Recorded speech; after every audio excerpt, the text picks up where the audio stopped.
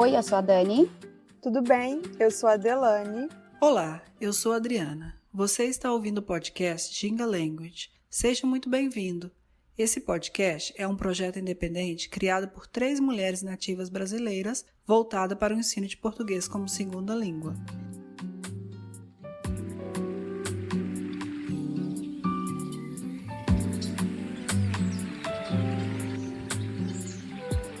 Episódio de hoje, Choque Cultural, Barcelona e Filipinas. E a convidada do dia é a Gabriela Ittar. Ela é brasileira, natural de Governador Valadares, em Minas Gerais, e atualmente mora em Barcelona. Gabriela Ittar é formada em Letras e Licenciatura em Língua Inglesa e atua como professora e coach de inglês. Seja muito bem-vinda, Gabriela Ittar.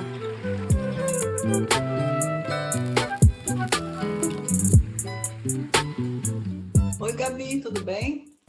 Oi, meninas, tudo jóia? Olá, Oi, Gabi.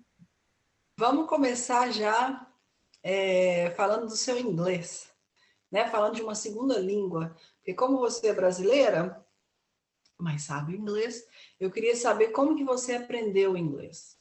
Então, meus pais foram, quando a gente era bem pequena, eu e meu irmão, fomos morar nos Estados Unidos. Então, na verdade, eu fui alfabetizada lá.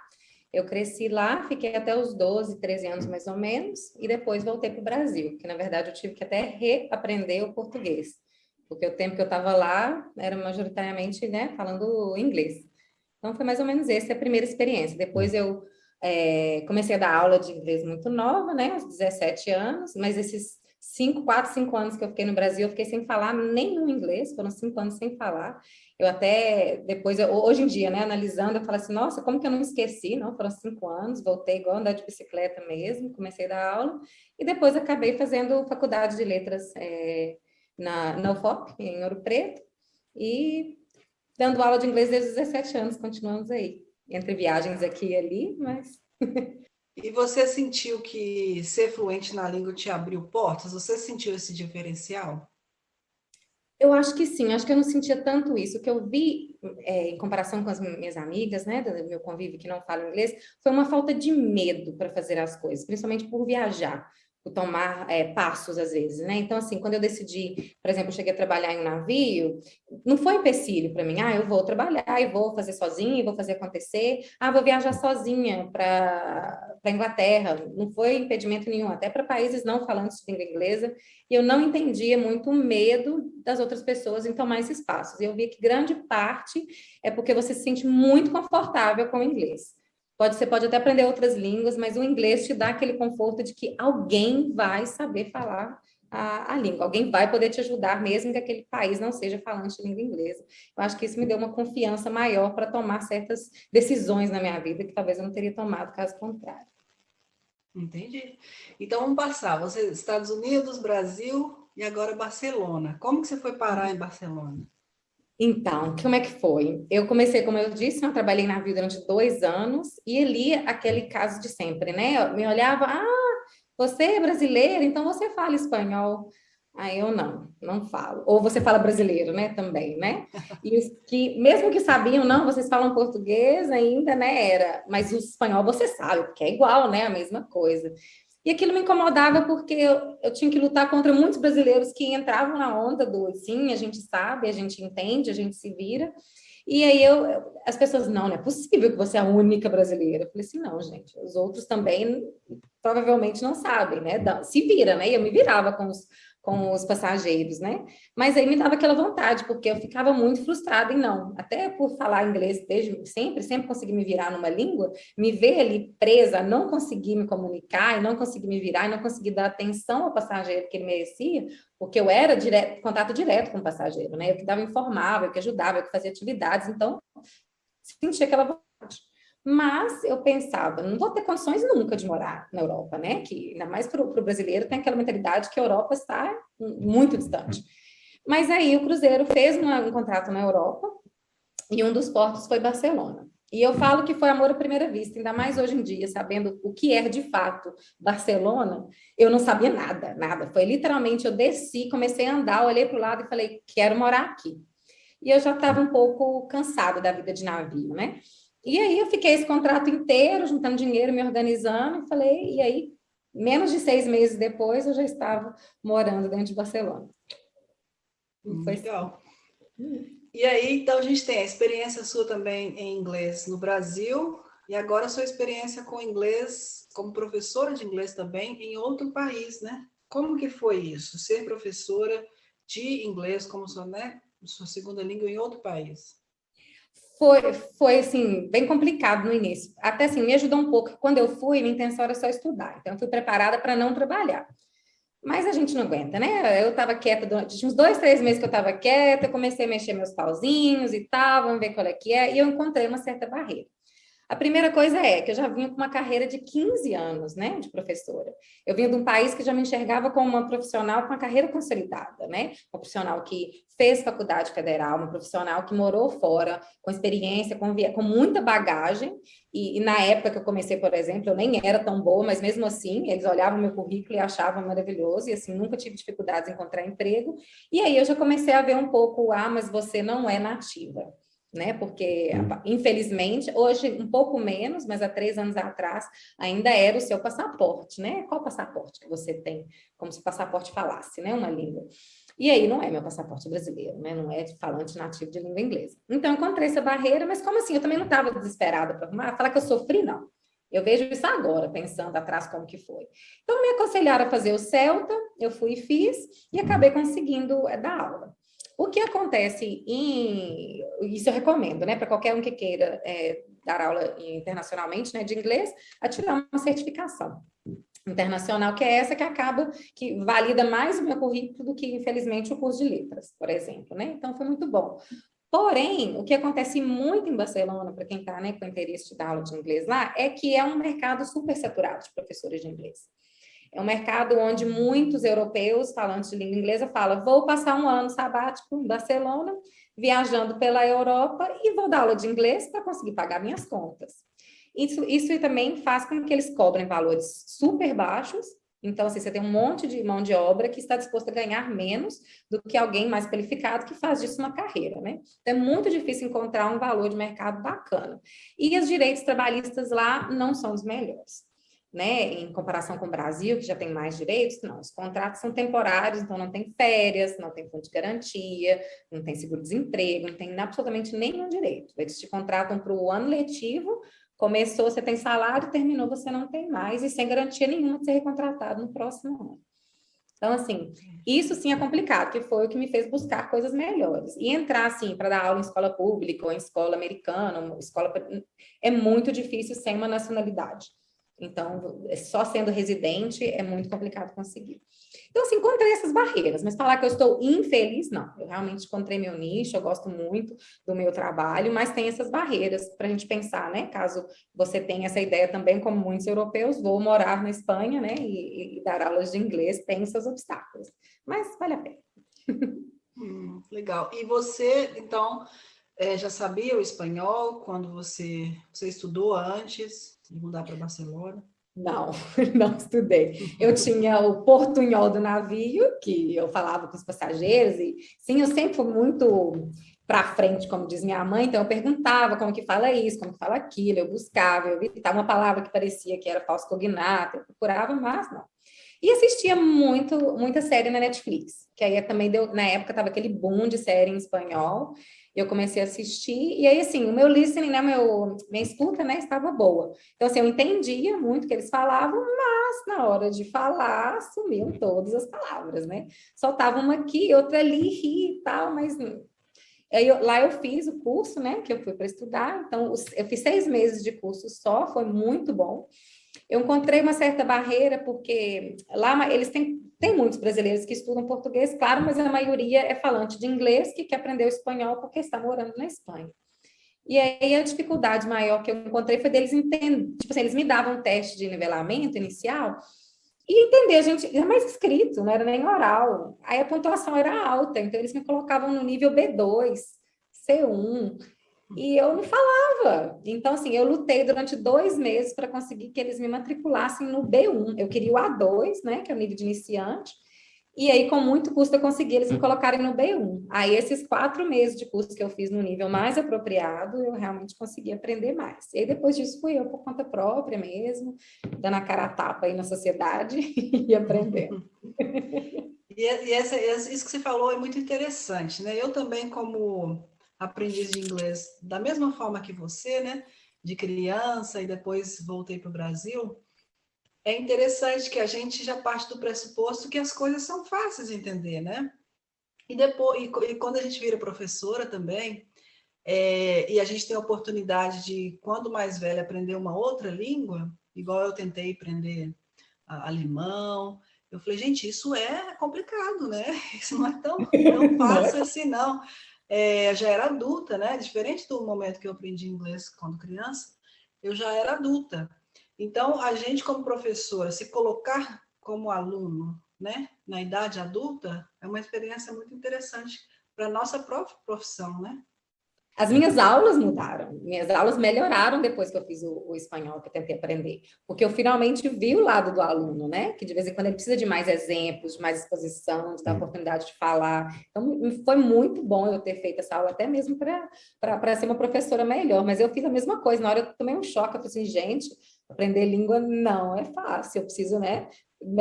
Não colocar para o aluno que é possível, claro, não é impossível, mas que também não é essa colher de chá, né? Que a gente às vezes fala para o aluno, não, se você fizer isso, vai ser fácil. Não, é árduo, estudar, se virar. E o professor que eu vi, porque eu lidei com muitos professores, né? Aprendendo uma segunda língua, e eu vi que a gente é um pouco hipócrita, pelo menos eu me vi hipócrita, porque eu falava assim, gente, é errando que se aprende, tem que falar mesmo que cometer erros, é assim que se aprende. E eu, durante meus 2 meses, eu fui muda em sala de aula.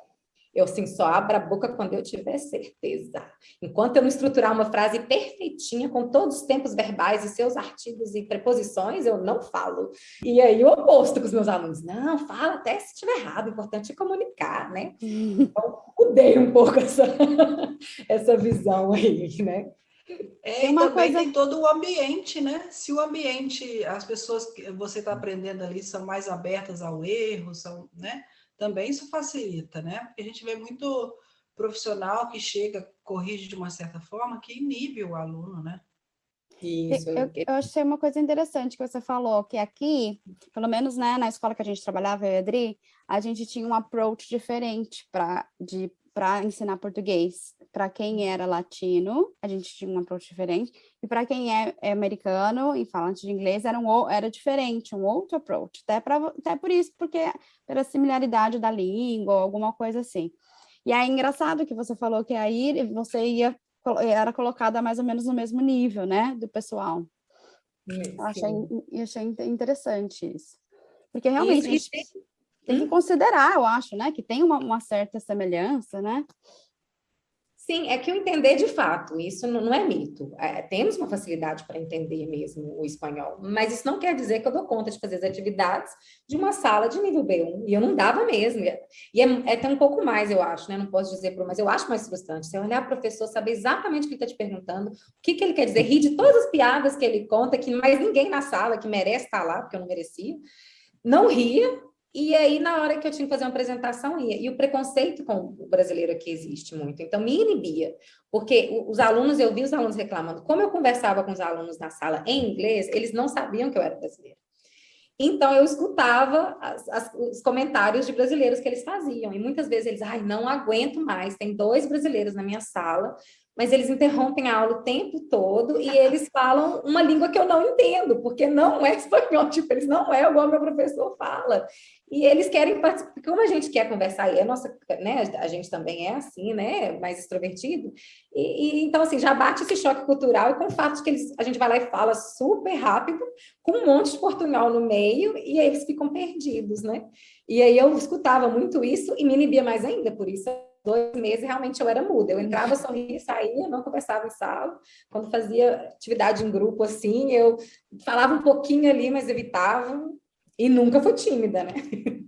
Timidez é uma coisa aqui que passou longe em sala de aula.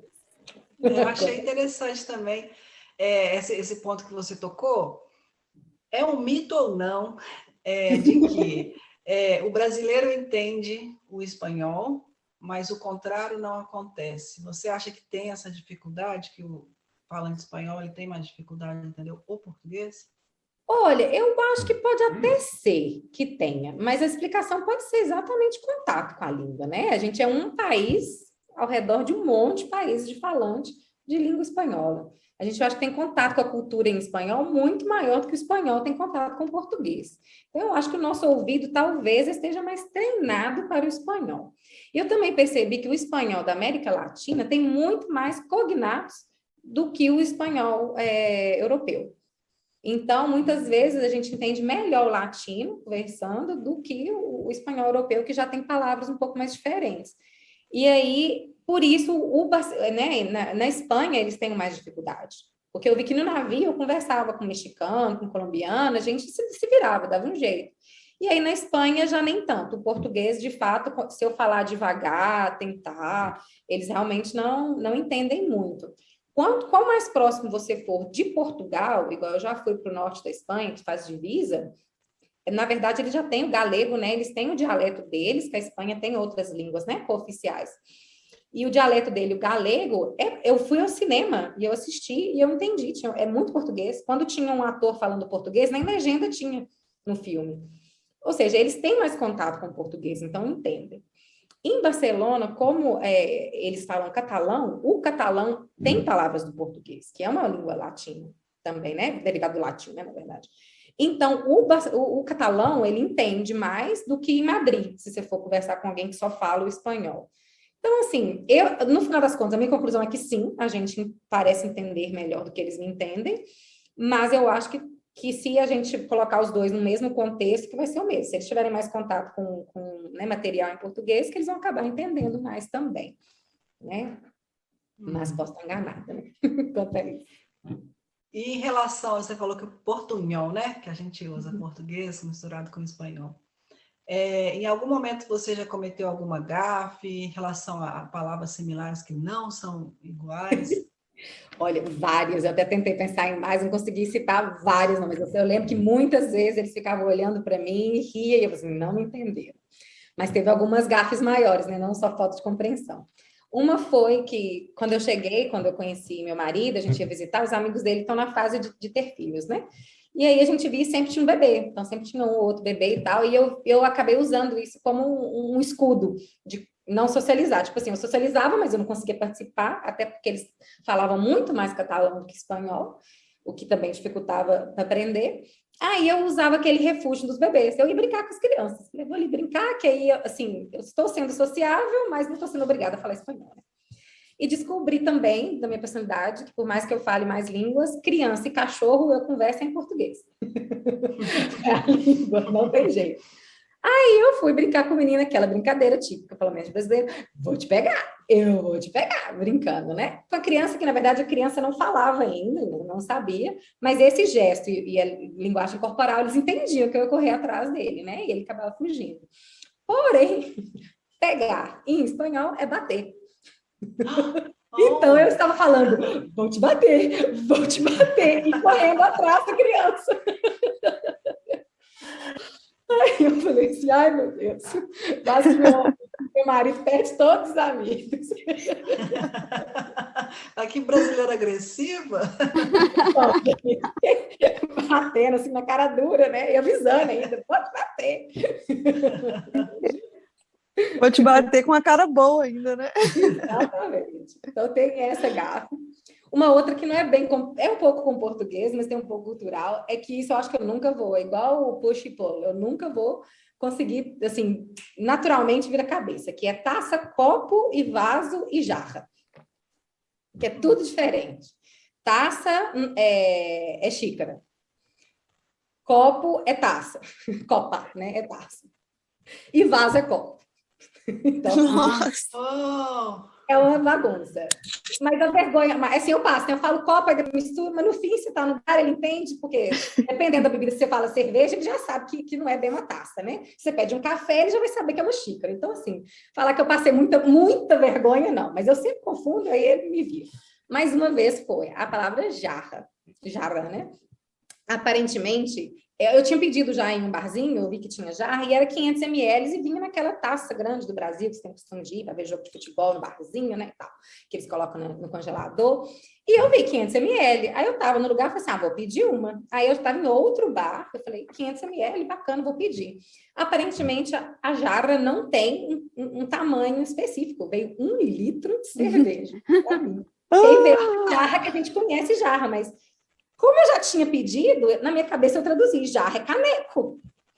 E aí depois, eu tava com meu marido nesse dia, eu falei assim, não, menino, jarra é pitcher. Aí eu falei assim, mas o outro não era?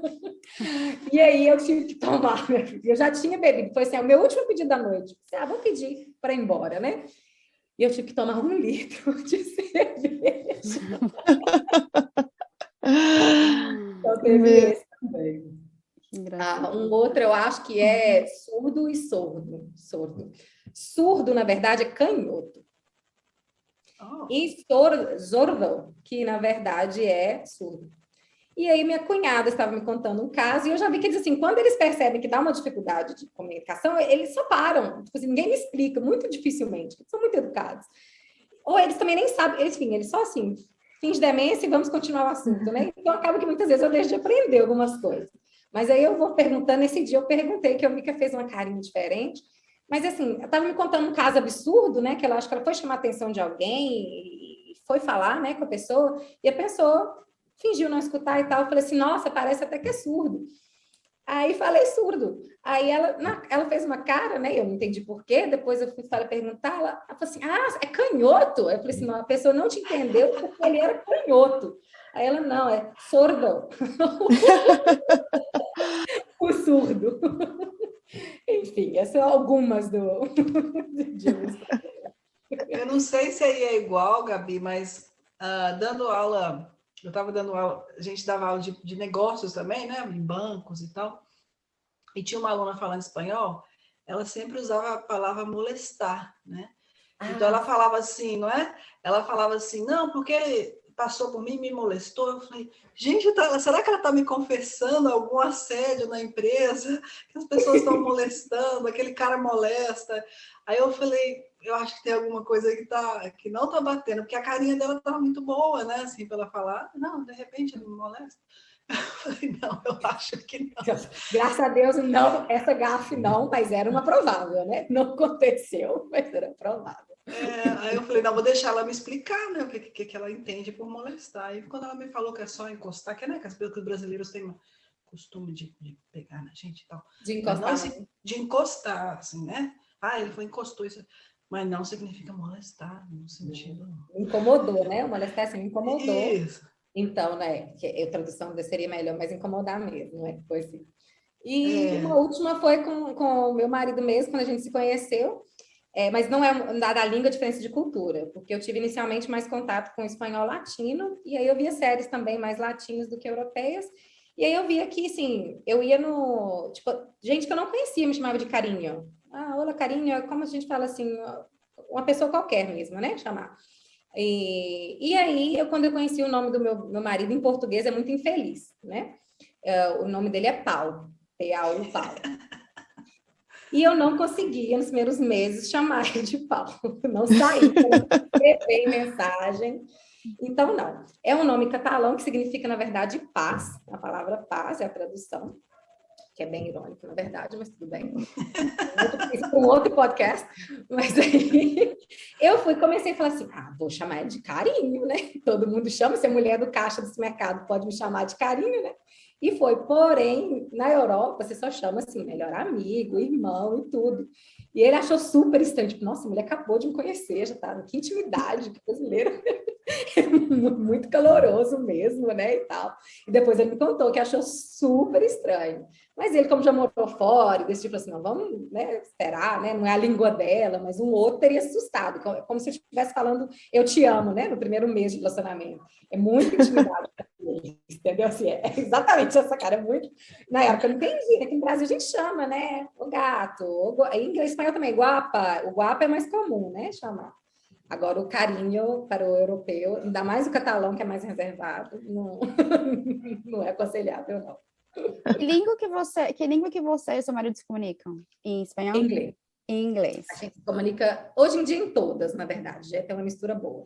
Mas a gente já percebeu que o automático é o inglês, quando a gente fala naturalmente.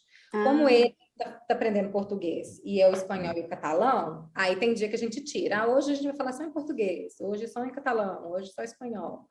Até para não perder, né? Muito. Mas então, quando vocês se conheceram, foi em inglês, inicialmente? Foi porque eu ainda não E falava você não falava. espanhol. Tá. Aí ficou instaurada a nossa língua em inglês. A gente não conseguiu mudar, a gente tentamos fazer racional, não consegue. A nossa língua de conforto, que você acorda e fala sem pensar, sai bom dia em inglês. Não tem outra. Que legal. Gabi, quando você chegou em Barcelona, quais foram os choques culturais? Então, o primeiro que eu falei aqui, por exemplo, é que uma pessoa que, apesar de ter pesquisado todas as burocracias possíveis, toda a documentação necessária, a pessoa não sabia que se falava catalão em Barcelona. Então, eu cheguei e eu andava pela rua e eu fiquei frustrada, porque, gente, eu assistia série, eu entendia por que aqui eu não entendo nada do que eles falam. Então, o primeiro foi isso. E também entender que o catalão, os estereótipos, né, que a gente tem de espanhol, não encaixam no catalão e também não encaixa com muitas das regiões. E para a gente que é brasileiro, que vive num país tão grande, é muito difícil entender isso, porque tipo assim, Espanha inteira é do tamanho de Minas Gerais. E tem várias outras línguas cooficiais, não é só o catalão, tem o galego, né? Tem no sul também que eles falam um pouco diferente. Então, assim, tem outras línguas. E aí eu cheguei, aqui é muito mais parecido com o francês, né? A gramática, as palavras têm um pouco de português, de italiano, assim, mas é bem diferente do espanhol. Então, esse foi o primeiro. E perder esse estereótipo também, né? Que a gente tem de espanhol. E foi isso. Outro foi que tudo é um pouquinho mais tarde do que eu estava acostumado lá. Eles realmente vão de acordo. O dia também amanhece mais tarde, escurece mais tarde, né? Então tem tudo isso. Então, assim, eu ia para a escola às vezes 8 horas da manhã, no inverno, estava tudo fechado, 8, 9 horas, eu achava aquilo muito estranho. Então, tudo abre um pouco, o horário de almoço é maior, principalmente quando você foge da área turística, que você vai para a área que é de local mesmo, de nativo. Quando vai dando 1 hora, fecha e abre 4h30 da tarde. Então, assim, o horário de almoço é imenso. Que isso? Mas aí fecha tudo 8h30, né? Também, 9 horas, né? Vai até mais tarde. Esse mercado também fica aberto até mais tarde. Então, assim, quase assim, esse mercado grande, não, fica aberto direto. Mas eles fazem a rotatividade. O horário de almoço, ele é maior, por natureza, né? A tal da siesta. Que, na verdade, eles não tiram, raramente, mais fim de semana, mas o horário, ele existe ali. Até para conseguir ficar aberto até mais tarde, para as pessoas saírem do serviço e poder passear pela rua, caminhar, ver as lojas abertas, ver o mercado, né, e tal, eles fazem. Mas a duração, o almoço, são várias etapas. Os primeiros almoços, porque eu fiquei muito tempo convivendo com o estrangeiro, então eu realmente não tinha acesso, eu ficava naquela bolha do estrangeiro. Quando eu conheci o marido, que eu comecei a frequentar com a família dele, que eu fui conhecer de fato a cultura, que eu achei essencial. E assim, meio-dia, eles fazem o que eles chamam de vermouth, né? Eles vão lá, um vinhozinho, uma sangria, uma cervejinha e um tiragosto. Fica ali. E eles combinam, tipo, eles não, às vezes não vão sair para almoçar, né? Então, assim, não, vamos sair em casa com a minha família, mas vamos encontrar para um vermouth? É o esquenta, né? O tal do esquenta do brasileiro. Aí fica ali de meio-dia a 1h30, 2 horas, aí eles vão almoçar. E se eles estão num bar fazendo isso e querem almoçar, é outro bar para almoçar, não é aquele mesmo. Aí eles vão para outro. O almoço, aí no almoço tem as entradinhas, aí depois tem um prato principal, sempre tem sobremesa, eles amam sobremesa. Tem a sobremesa normalmente vem acompanhada de espumante, que eles acompanham também com sobremesa, e assim, o almoço vai de meio-dia às 5, 6 da tarde. Os almoços são muito longos, não durante a semana, claro, né? Mas, por exemplo, mesmo assim é longo, dá umas 2h30 de almoço durante a semana. É muito comum eles tomarem uma cerveja, uma taça de vinho enquanto almoçam, mesmo no intervalo de trabalho. Eu achava isso muito engraçado, que no Brasil isso é impensável, imagino que isso é no Estados Unidos. Jamais! No Brasil, jamais. Você bebe com seu chefe, você vai almoçar no trabalho, você sai do banco lá que você trabalha, de terno, gravata, senta, almoça, pede uma cerveja, todo mundo volta a trabalhar normalmente. Então, assim, eles trabalham muito, são a Catalunha, né, por exemplo, que eu falo, eles são assim, eles trabalham, né, muito e descansam, sabem descansar também, né? Então isso assim eu vi, assim, durante o horário de trabalho, a gente tá pegando pesado e tudo. Sexta-feira raramente se trabalha depois das 3 da tarde. São poucas as profissões que acaba tendo que trabalhar, né, a mais. Mas os empregos, né, de 9 às 5, né, que tem, sexta, porque aí você sai para o almoço. O almoço termina 3 da tarde. Você vai voltar para trabalhar mais 1 horinha, 2? Não, você já vira fim de semana e vai. Algo que eu amo, por sinal, né, dessa cultura. Outro que eu tive uma certa dificuldade, mas depois me adaptei. Ninguém puxa conversa com você. Em loja, em metrô, em ponto de ônibus, na rua. É cada um no seu mundinho. Normalmente com foninho de ouvido, andando, ninguém... Nada. Essas cordialidades que a gente está acostumada, não tem. Hoje em dia eu gosto muito disso, porque acaba que sair sozinha acaba sendo quase uma meditação, né? Eu coloco meu podcast e vou andando, né? E não tem ninguém me interrompendo, tendo que tirar e conversar, já acostumei. Porém, eu descobri que mercados são diferentes. Aí vai eu, já mais de 2 anos na Espanha, acostumado com ninguém me dirigir a palavra, mesmo. Então, assim, realmente aquele momento Gabi na rua. Aí eu entro no mercado, e aí eu tô com fone de ouvido, e eu vejo que, assim, tô conversando, assim, gente, será que eu entrei pela porta errada? Será que eu tô fazendo alguma coisa? Porque com muita energia conversando. Aí eu tiro meu fone de ouvido, assim, e eles estão, olá, guapa, que tal? Conversando, assim, agitando, olha aqui o peixe aqui, a fruta aqui, eu mostrando tudo. Tomei um susto, e eu saí, eu fiquei assim, meio roubada.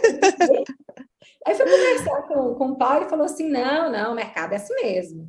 Tanto que o mercado é cheio de idoso.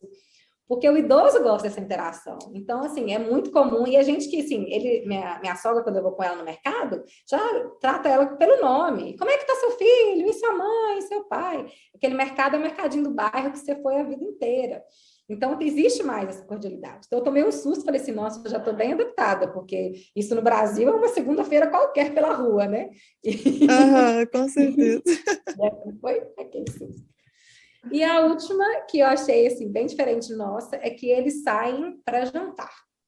Nos Estados Unidos tem disso também, né? Que as pessoas saem para jantar um pouco mais cedo, né? O jantar lá, como eu falei, é 9, 10, 11 da noite. É bem tarde. E eles combinam, tipo, quando eu entrei, eu tinha uma turma bem jovem, né? Porque eu já estava mais velha, para gente que faz intercâmbio, mas a minha grupo, todo mundo tá de 20 e poucos anos, indo aprender espanhol e tal. E eles me chamavam, vamos sair para jantar. E eu pensava, isso é pretexto, né? Não é, não. Jantar mesmo, restaurante, arroz, carne, sim, uma cervejinha para acompanhar, mas o foco da noite era o jantar. E jovens, né? Porque na idade que eu tô agora, eu sairia para jantar até no Brasil. Sim. Mas com 20 e poucos, eu comia em casa para economizar e saía na rua só para curtir a noite mesmo. Né? Então, eu achei isso interessante também deles. Então, não, muito interessante, porque, por exemplo, essa questão do horário do almoço eu jamais saberia disso, é bem diferente. Lá no Brasil é 1 hora de almoço, alguns lugares, aí a empresa talvez seja até classificada como muito boa, vai te dar 1h30, talvez 2. Mas sair para tomar uma cerveja com o chefe, demissão. Exatamente. A vida lá é tranquila.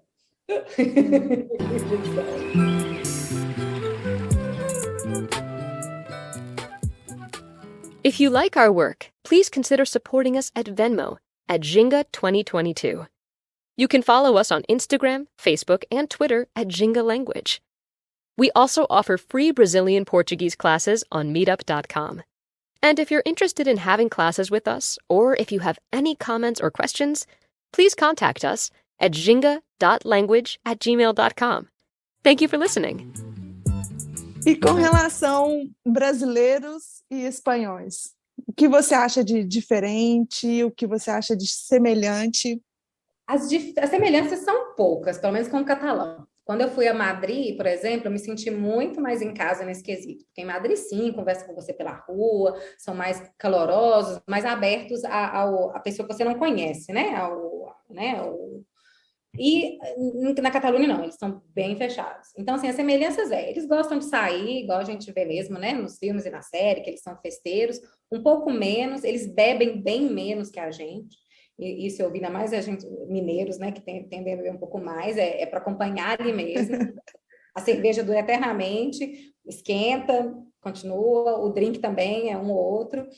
Então, isso eu vi, mas adoram sair, a gente tipo assim, tá fazendo frio, eles estão na rua, andando, caminhando com cachorro, vivendo, eles gostam do lado de fora. A pandemia foi realmente muito sofrido para o espanhol, que é acostumado a viver boa parte da vida deles na rua, mesmo, o dia todo. Então, foi.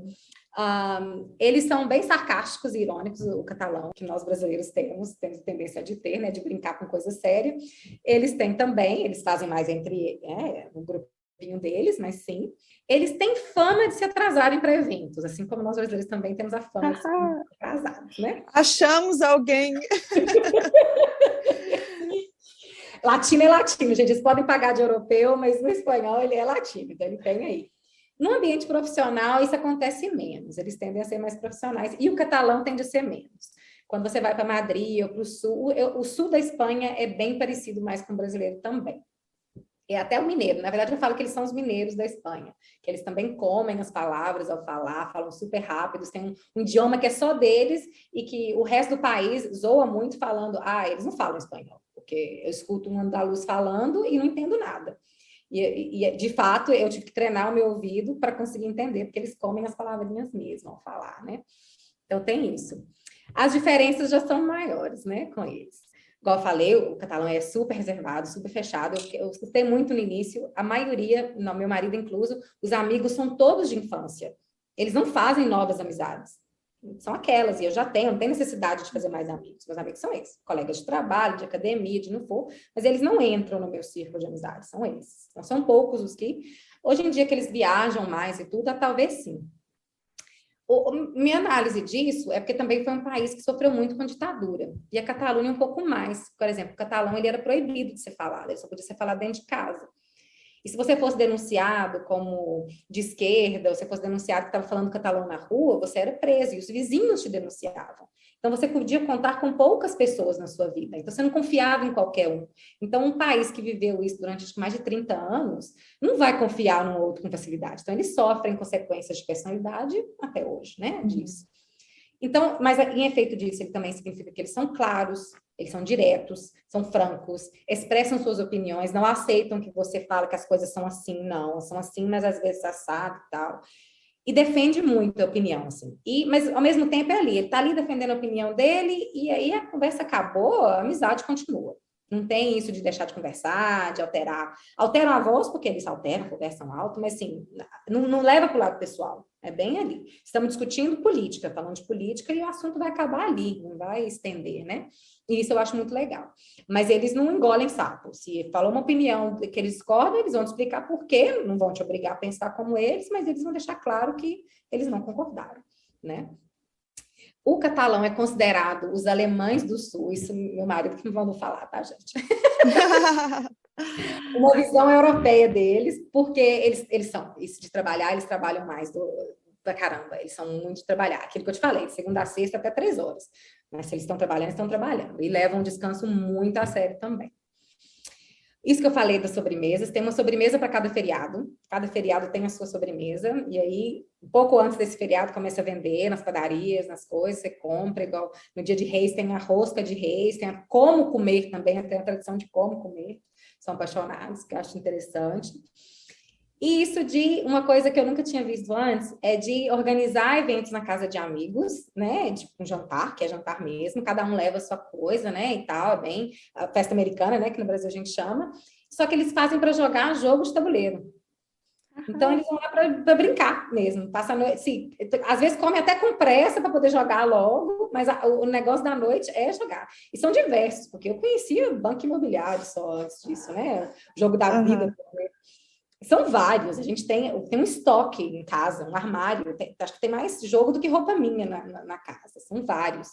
E eu achei isso muito interessante, que aí não é só falar, conversar, tem o jogo, tem a competição, e eu costumo ir até 2, 3 horas da manhã jogando, e isso eu achei muito legal.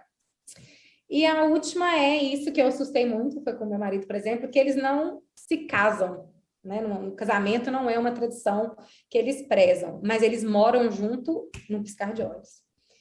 Então, com 2, 3 meses, meu marido me pediu para a gente morar junto, e eu tomei um susto. Como assim?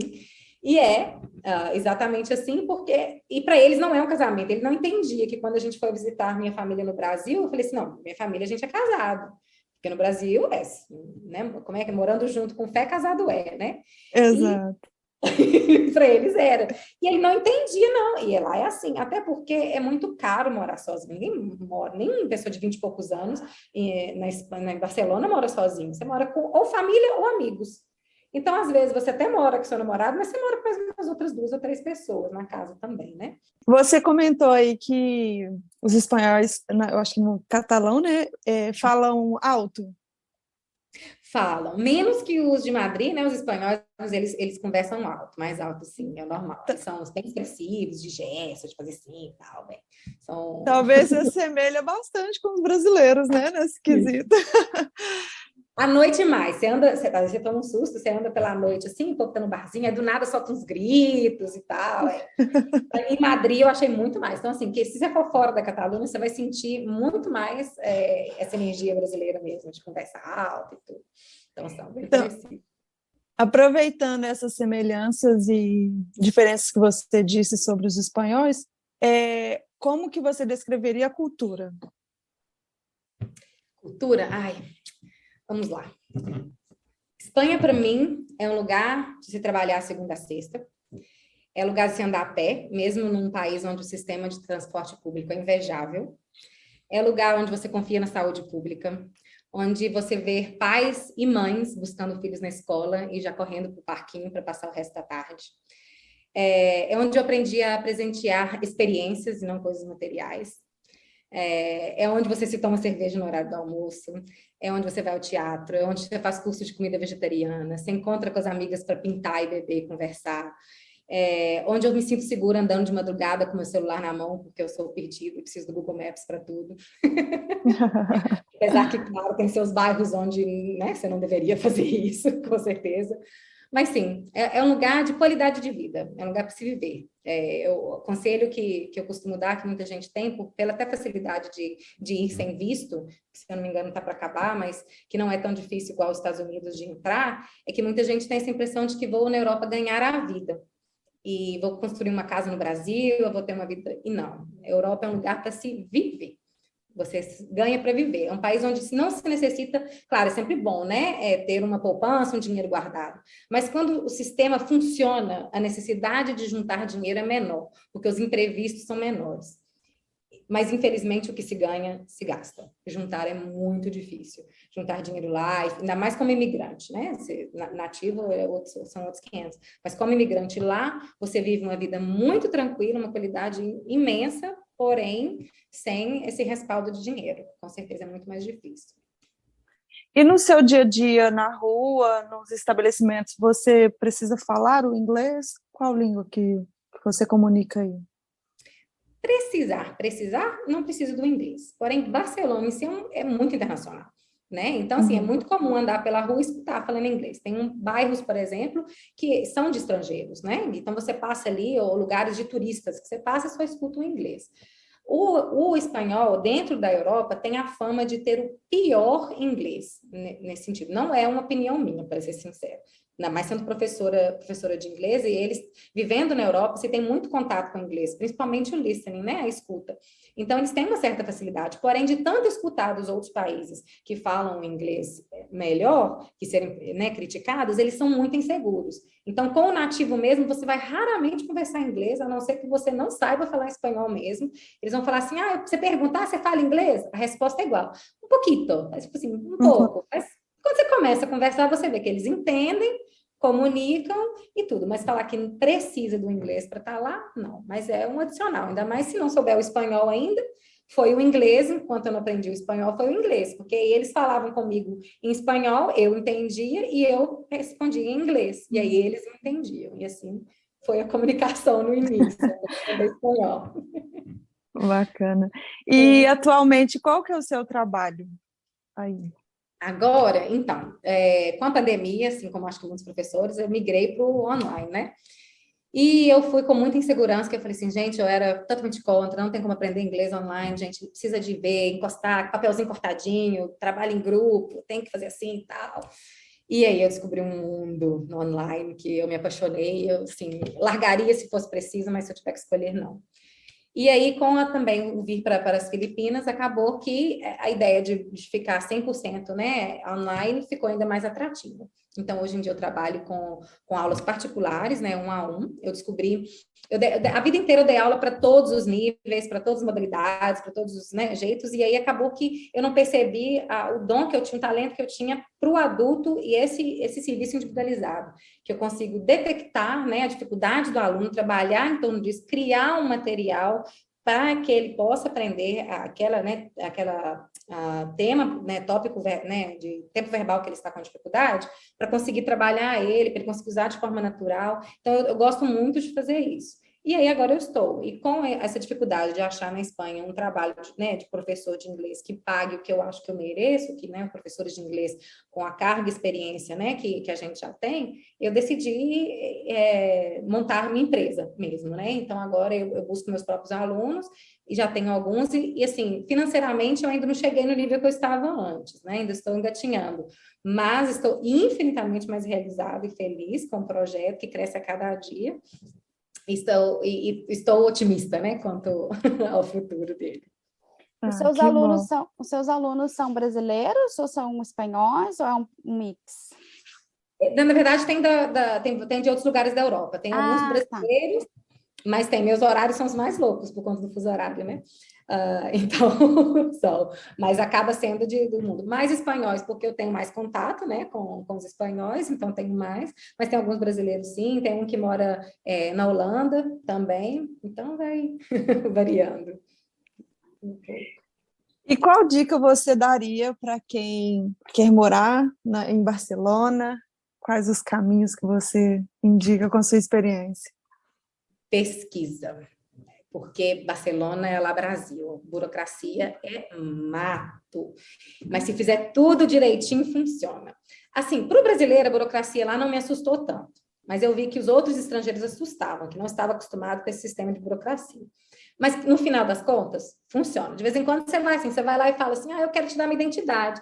Mas para identidade você precisa registrar seu imóvel. Eu sei, mas para registrar meu imóvel, eu preciso da minha identidade. E aí, como que a gente vai fazer isso? Então, você acabando. Mas, sim, tem tudo online. Com a pandemia também agora, muita coisa se faz online, muito bom. Mas pesquisa, porque a burocracia lá é bem grandinha. O que o sistema puder dificultar a sua vida de conseguir trabalhar lá, ele vai. Então, você não vai chegar lá trabalhando legalmente. E o serviço ilegal lá, assim, se já é mal pago, legal, imagine ilegal, né? E uma dificuldade maior de conseguir. Então, mas tem formas de fazer. Existe o Brasil tem essa política internacional muito bacana por onde você vai, sabe? Então, assim, procurando direitinho, existe.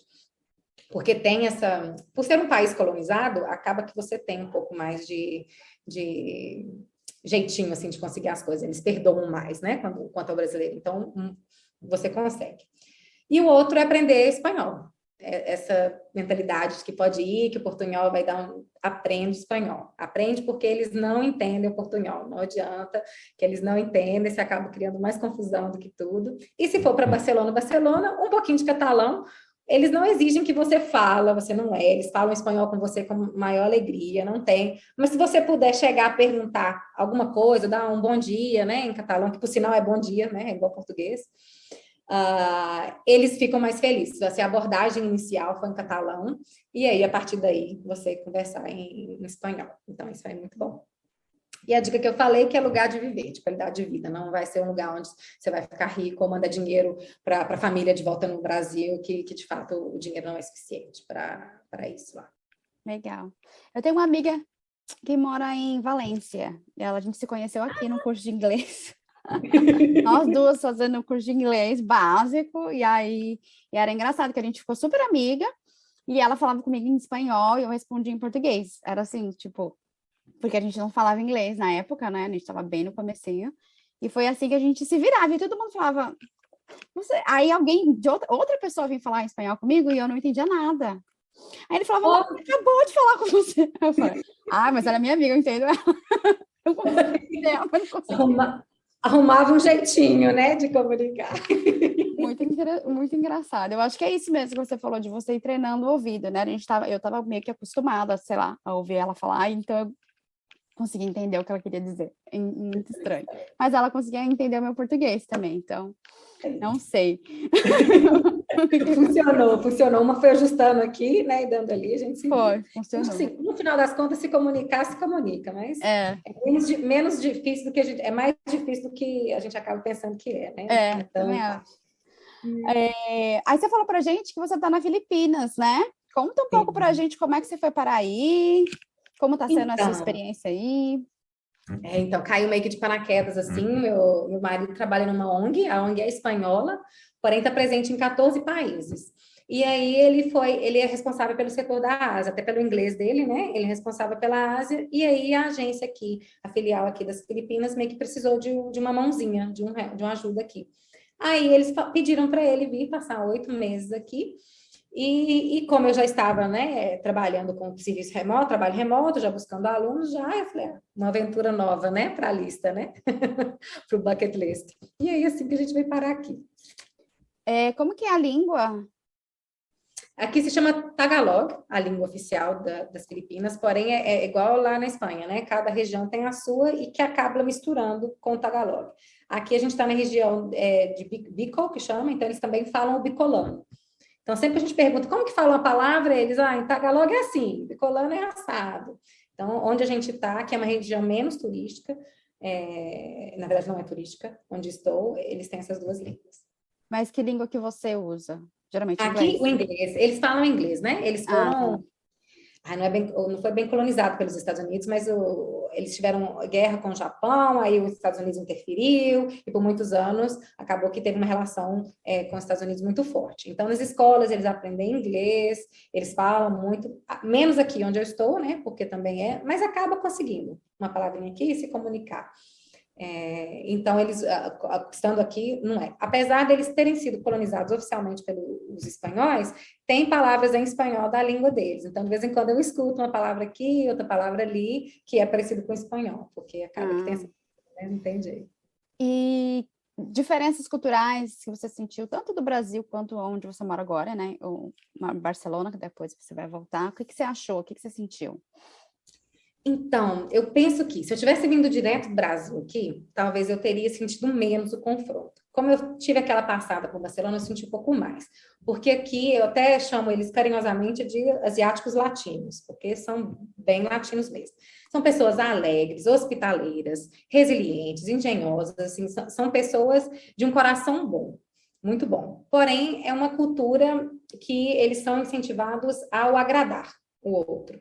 Então, tudo é em prol do outro. Esse do brasileiro, que a visita que vem, né, para sua casa é o rei ou a rainha. E tudo que tem que ser feito para agradar. E qualquer coisa que não o agrade, a gente evita, né?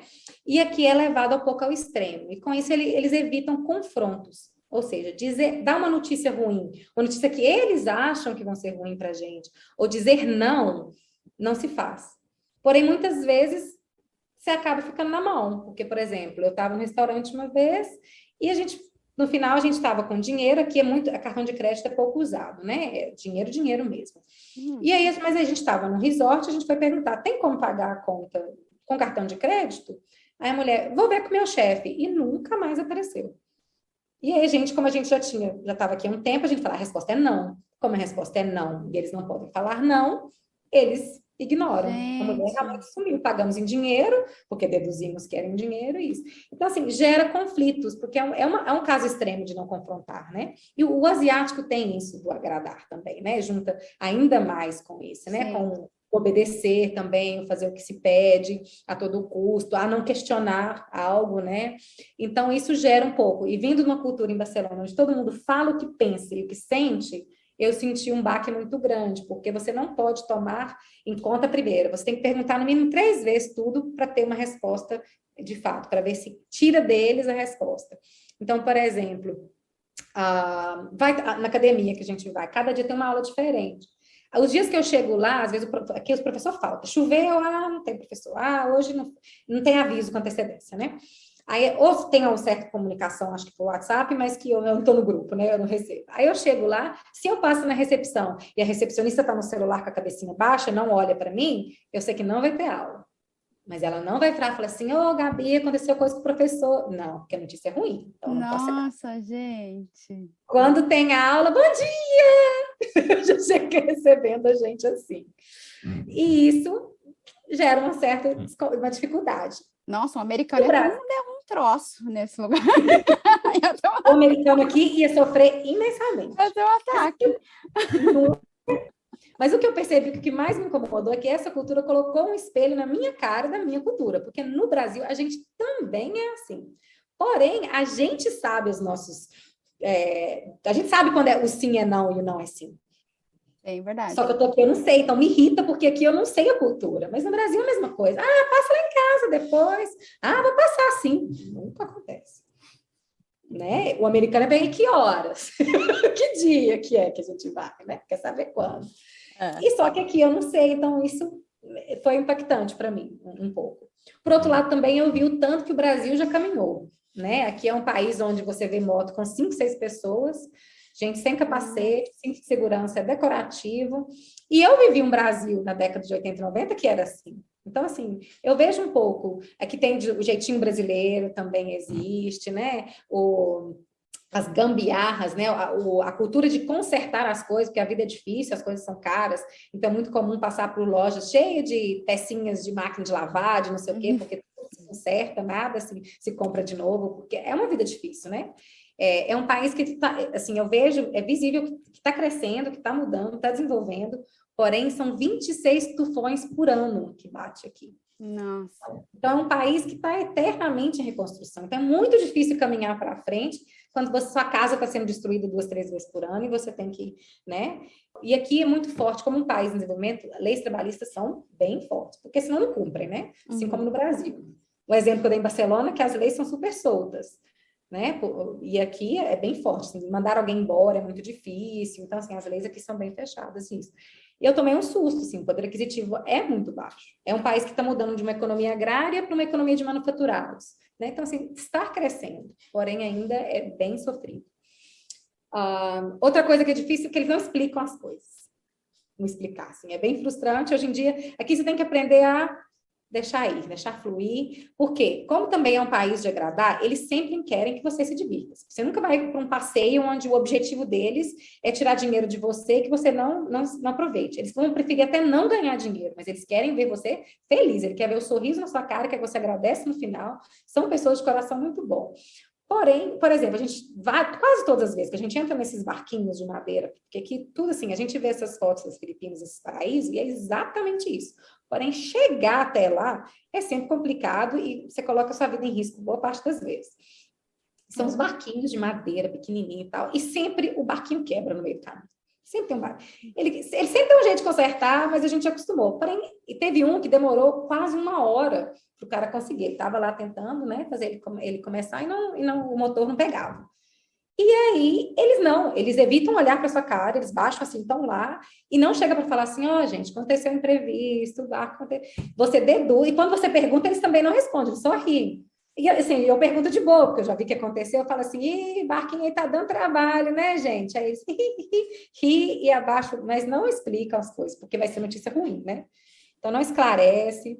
A gente teve que trocar o botijão de gás, e foi muito engraçado ver o meu marido desesperado, porque eu nunca tinha visto um botijão de gás na vida.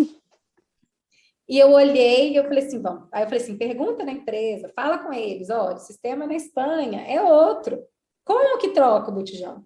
Eles mandaram o telefone pro Paulo. E assim, é uma empresa internacional, onde está acostumada a receber gente. Então, assim, eu entendo uma outra pessoa com quem você converse, entender assim, achar que no mundo inteiro é assim, né?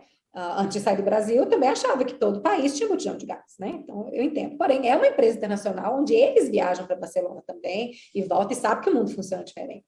E não. Aí eu comecei a falar assim, olha, pergunta se entrega, pergunta se faz instalação, pergunta se eu tenho que entregar esse botijão para ele me dar outro, porque com pouco eu faço igual no Brasil e não é. Tem que pegar, o botijão é o meu, eu estou dando o botijão para ele, né? E tudo.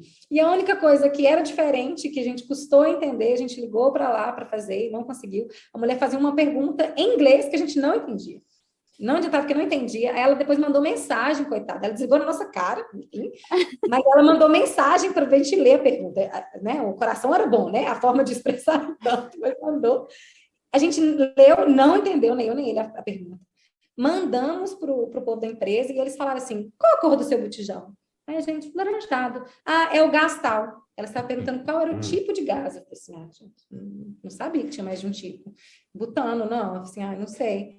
Aí era isso.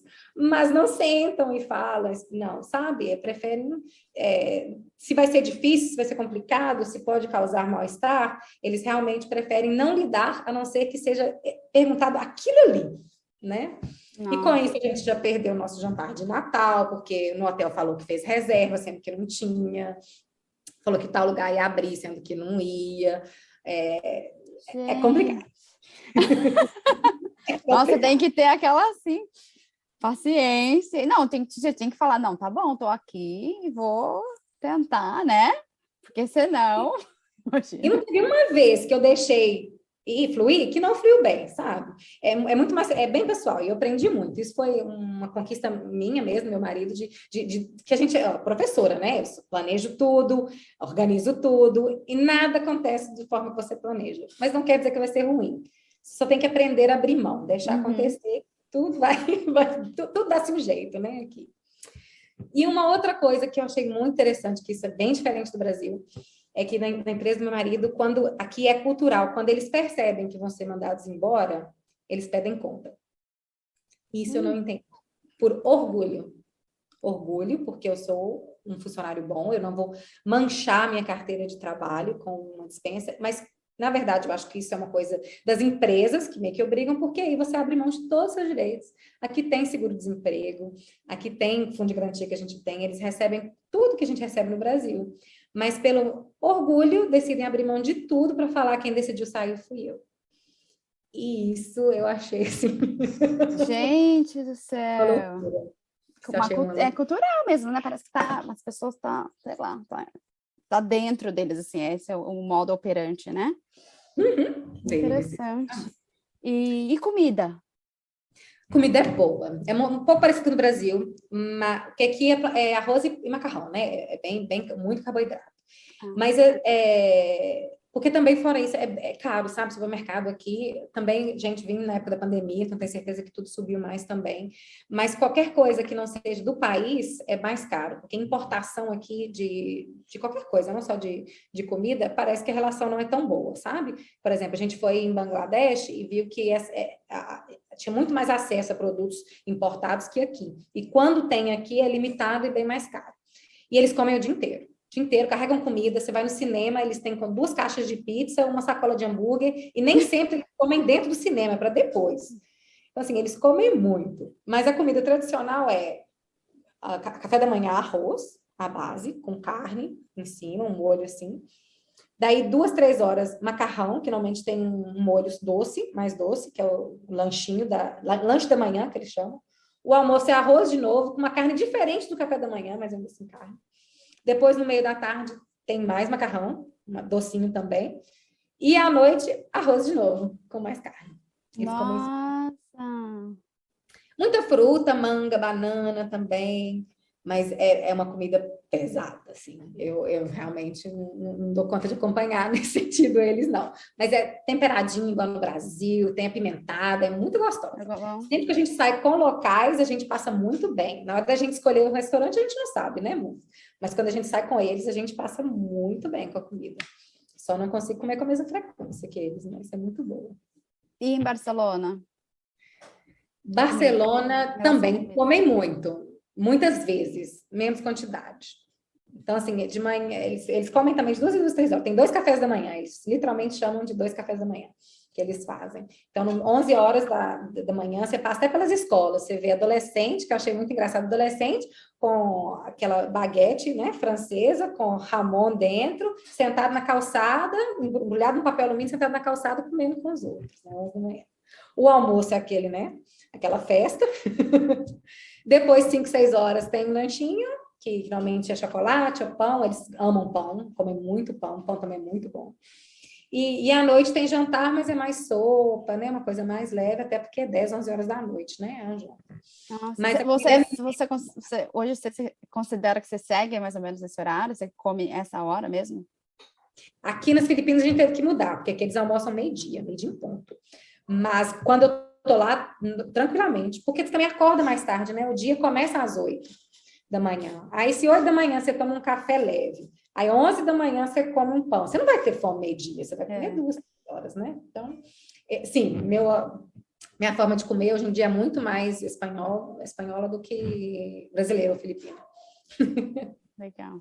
E que dica que você daria, assim, para que você conseguiu fazer passeios turísticos aí nas Filipinas? Sim, a gente viajou bastante. É sempre aquele perrengue, que perrengue chique, mas é um perrengue, viajar. Mas o país, assim, o que você joga no Google e vê daquelas praias não é filtro, gente. É um país maravilhoso, maravilhoso. As praias são paradisíacas mesmo. É difícil chegar, é um avião, é um ônibus, é um barco, até chegar, é difícil, é caro, pela pandemia hoje em dia está mais caro ainda, mas vale a pena. Eu, trabalhando no navio, visitei várias ilhas do Caribe e não encontrei nenhuma igual aqui. Assim, realmente vale a pena. Meu conselho vá para o lugar onde você vai viajar. A área turística, isso que eu estou falando que eu passei aqui, é muito mais por ser uma região menos turística.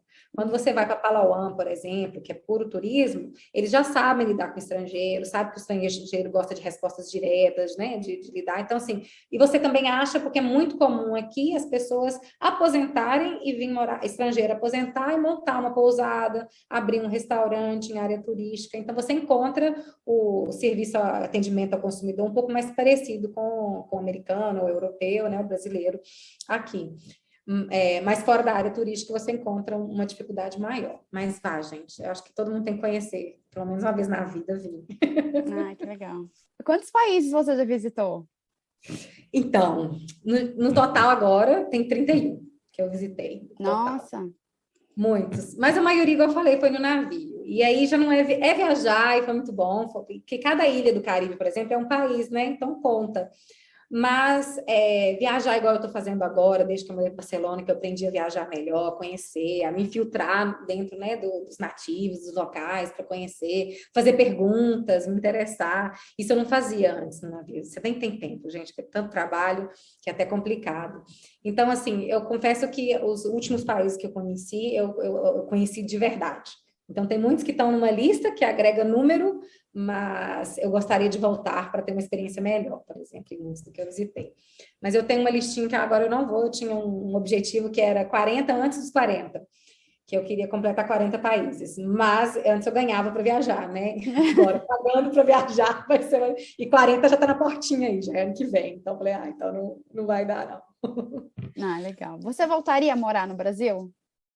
Então, essa pergunta de 1 milhão, né? Olha, a primeira coisa que vem na minha cabeça é se minha mãe precisar de mim. Se um dia que, né, bate na madeira 10 vezes, acontecer alguma coisa, ou até nem precisa acontecer, emocionalmente eu perceber que minha mãe precisa, né, de mim, lá perto, minha família, com certeza eu voltaria a morar. Eu e meu marido temos um projeto. Teve uma época que a gente foi fazer terapia, e porque casal multicultural, a gente falou assim, não vamos esperar dar problema, não. Vamos começar já fazendo. E tivemos até para a gente conseguir estreitar uns laços, e porque também nós dois a gente não quer ter filhos. E a gente conhece poucas pessoas que decidiram tomar a decisão consciente de não ter filhos. E a gente pensou, vamos fazer isso com uma terapeuta e ver como que é, né? Quase um manual de instruções, né, gente? Então, por que não? E aí fomos, e ela falou assim, olha, o filho é um projeto. Não deixa de ser um projeto. E o casal, ele precisa de um projeto em comum. Por mais que você tenha a sua vida e ele tenha, né, a dele, tem que ter alguma coisa, né, que esteja em conjunto. E aí a gente pensou em abrir um café cultural no futuro, onde eu faria eventos, que eu também gosto, que era o que eu fazia no navio, né, que eu era apresentadora de atividades, né, com os passageiros, e ele também tem um lado artístico. Eu gosto de fazer drinks também, de servir café, de fazer essas coisas, e a gente pensou que no Brasil o lugar que eu gostaria de fazer isso seria em Florianópolis, que eu tinha pensado de ir para lá montar algo assim. Então, a gente tem conversado, mas também a gente já pensou em fazer aqui, nas Filipinas, já pensamos em fazer, eu fui em Singapura e eu me apaixonei por lá, falei assim, talvez lá, né? Então, é uma conversa bem aberta. Mas pela probabilidade de querer ficar mais próximo da minha família, o Brasil é uma realidade bem mais próxima de acontecer. Seu marido gosta do Brasil? Já foi algumas vezes? E quando eu conheci, ele já tinha ido. Na Espanha, eles têm uma espécie de... nem sei se estamos no segundo grau, ensino médio mais, né? Já estou mais velha, né, gente? Mas, enfim, o high school, né? Ele tem um TCC, igual a gente tem na faculdade. E o TCC dele envolvia, como ele já trabalhava com ONGs, desde os 15 anos, ele fez com um projeto Meninos de Rua. Então, quando ele tinha 15, 16 anos, ele foi para o Brasil, ele fez um ano de curso de português, na época, que fazia parte do projeto, ele esteve no Brasil e aí se apaixonou pelo país, voltou mais vezes, também foi com os pais dele, depois também visitou, então ele já tinha um relacionamento bem próximo. E ele conhece mais estados do Brasil que eu. Geralmente, né, as pessoas de fora geralmente conhecem mais do que a gente. Uhum. Ah, que legal! Muito bom falar com você, Gabi. Meninas, mais alguma pergunta? Não, para mim tá ótimo. Respondeu, a não ser que a Gabi tenha mais coisas para acrescentar para a gente, porque a gente vai deixar a divulgação dela, né? O que ela vai divulgar, o trabalho dela, tudo, na descrição do próprio episódio, né? Então, se você quiser encontrar a Gabi, ela vai deixar o e-mail dela, vocês podem comunicar com ela para aulas, para experiências, né? Então tem esse contato ainda com a Gabi. Sim, mas vamos mais, inglês, muito obrigada. Vamos inglês para poder viajar mais. Isso. Exatamente. Muito obrigada também pela oportunidade, gostei muito de gravar. Obrigada, gente. Obrigada, Gabi. Obrigada. Tchau, tchau. Tchau.